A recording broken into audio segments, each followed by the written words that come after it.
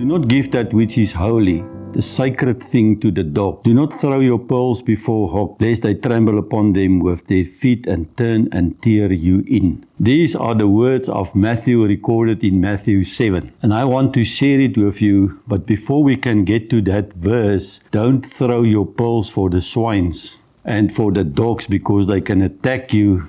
It says in other translations. I found it very interesting that Matthew is starting actually at a total different point. And so when I meditated on this, I asked the Lord, why will he start with judgment? And then suddenly, Matthew is recording out of the blue about the pearls for the swines. It actually started by saying when you judge someone, the same measure that you judge will come back to you and you will be judged. So Matthew 7 is all about looking for the splinter in other one's eye while you sit with a beam in your own eye. I want to read to you Matthew 7:2, for you will be judged by the same standard that you have used to judge others. The measurement you use on them will be used on you. Please bear with me because I want to end with a very specific word for the body of Christ. It continues then by saying, why would you focus on the flaw in someone else's life and yet fail to notice the glaring flaws of your own? I found that these days in the body of Christ, the people are very critical. It's a critical spirit, judging other people while they're sitting with much more flaws in their own lives. I really want to tell the people, the word of the Lord is very clear to mind your own business. Look to the man in the mirror and let God with his two-edged sword cut deep. And when you see flaws in other people's life, bring it to the Lord. He will deal with it. Verse 4, how could you say that your friend, let me show you where you are wrong, when you are guilty of even more? This is the Passion Bible. You are being hypocritical and hypocrite. First, acknowledge your own blind spots and deal with them, and then you will be capable of dealing with the blind spots of your friend. I really want to encourage you. This is the year and the time to look for your own blind spots. Saints, it's very critical what I'm telling you now. So how is these two things now almost opposite with one another? In the one side, Christ is saying, don't judge, find your own blind spots. And the next moment he said, don't throw your pearls to the swines. I think it is the same coin with two opposites, the tail and the head. Be very critical not to judge other people, but be very sensitive with a spirit of discernment what you are dealing with other people. So in the King James Bible, it translated verse 6, do not give that which is holy to the dogs, nor cast the pearls before the swine, lest they trample them under their feet and turn again and tear you. Pearls represent wisdom. It represents sacred knowledge. And when you share with people that are not ready with this, they will tremble on it. And then I wonder, why is he using this of the dogs? Because they will attack you. I want to read to you different translations because it's an eye-opener when you compare these translations with one another. Why will the dogs attack you? I remember in 2019 in the first seminar that I received a deep revelation knowledge about the doctrine of baptisms. And the water baptism is very deep. Really, saints, few people are aware of it. Why are we going through the water? And I release it. And the moment I release it, one of the people in the audience shout, but what has that to do with baptism? Well, that is exactly the point that I try to make. It has to do everything with the water baptism. But the audience was not ready for that revelation. And I'm very guilty because I'm so excited about the revelation knowledge that the Lord is giving through the Holy Spirit to me that I cannot but hold it back to share it with the people. But not everyone is always ready for it. And so the Lord is warning us not to share these messages of precious, sacred truths with everyone. Not everyone is ready to receive it. And I had learned on the 12 years with the Messiah that he also He is very sensitive not to share even the scrolls and the information in your scroll with everyone. He is just saying you are not ready. Sometimes he released things, but not all, and he said, over time I will release the rest.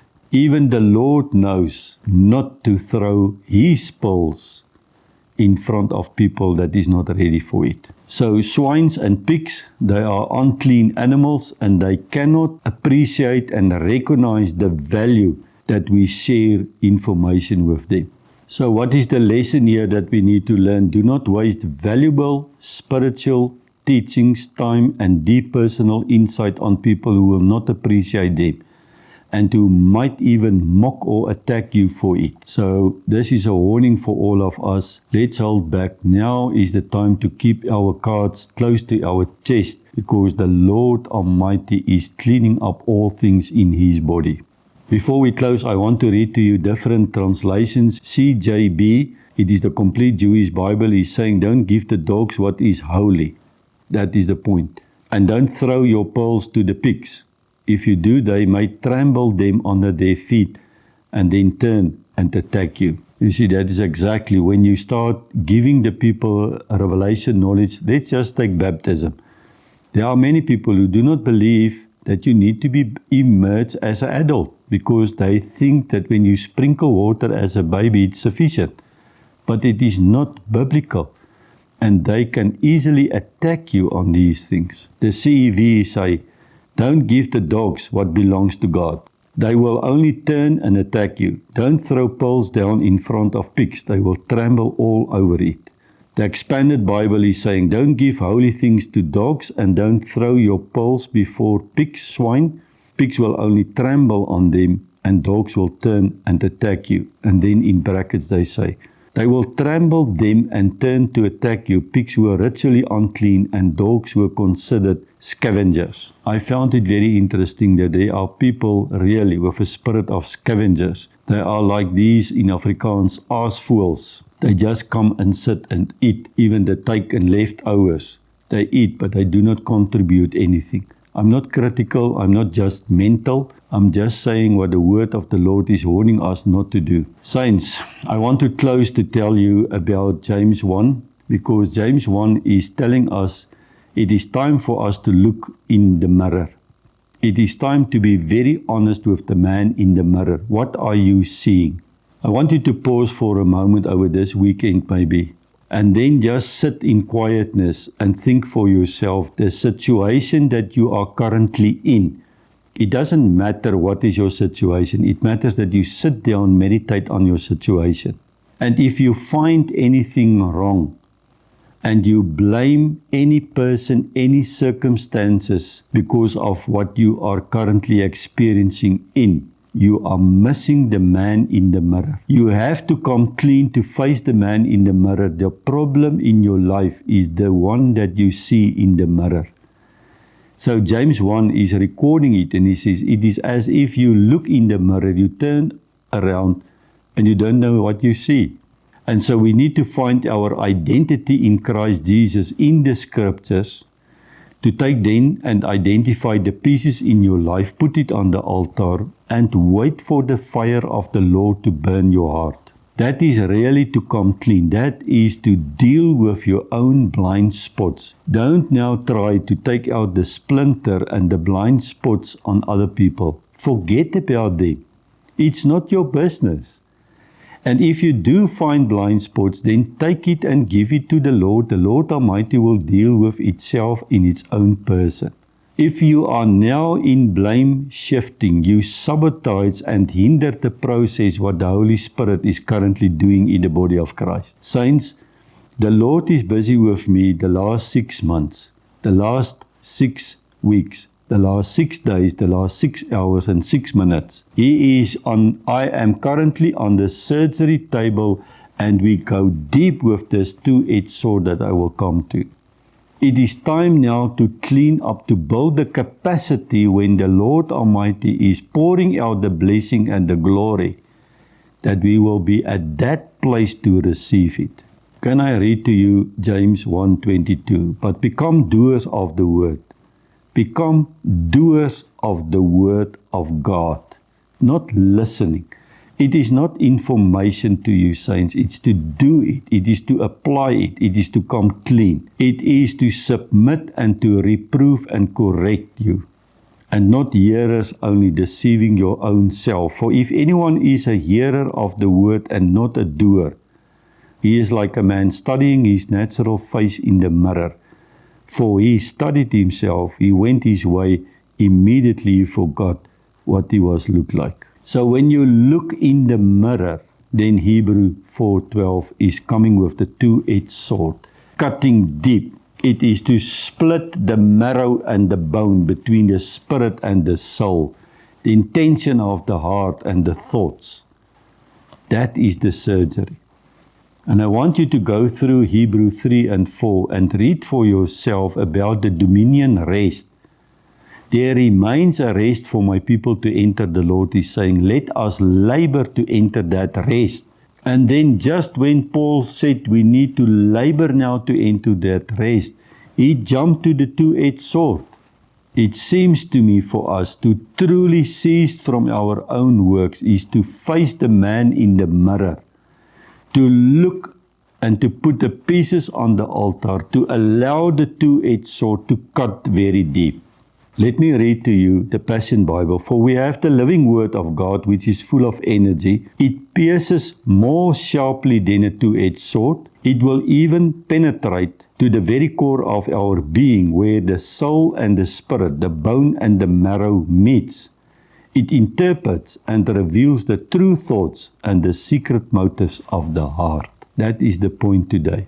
Don't try to solve the blind spots of other people. Be very sensitive what you are throwing. Don't throw the pearls, the sacred wisdom, to the swines.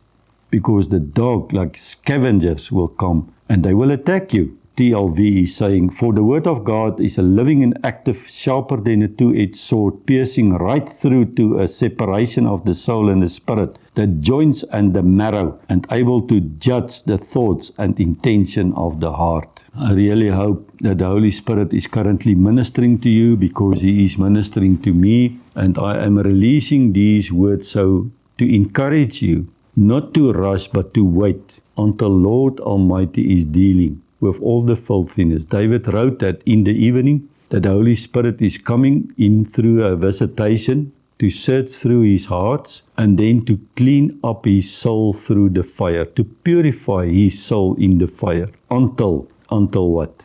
There is nothing vile inside of me. And then I will only be satisfied, Lord, with an announcement of your likeness inside of me. The point here is, saints, let us forget about the splinter in other people's eyes. Let us deal with the beam and the blind spots in our own lives. Let us not share what is sacred wisdom with the scavengers that will attack you. Let us put ourselves now on the surgery table for the two-edged sword to do the surgery, to come clean, to build the capacity to receive the mighty blessings of the mighty God. I want to encourage you to listen to my teaching that I will release very soon about Sar Shalom. He is a person that brings total restoration in your life. And I want to release the word in, I think it is Psalm 29, where David prayed and he said, let He kiss us with His peace, the Shalom. In Jesus' name, Amen.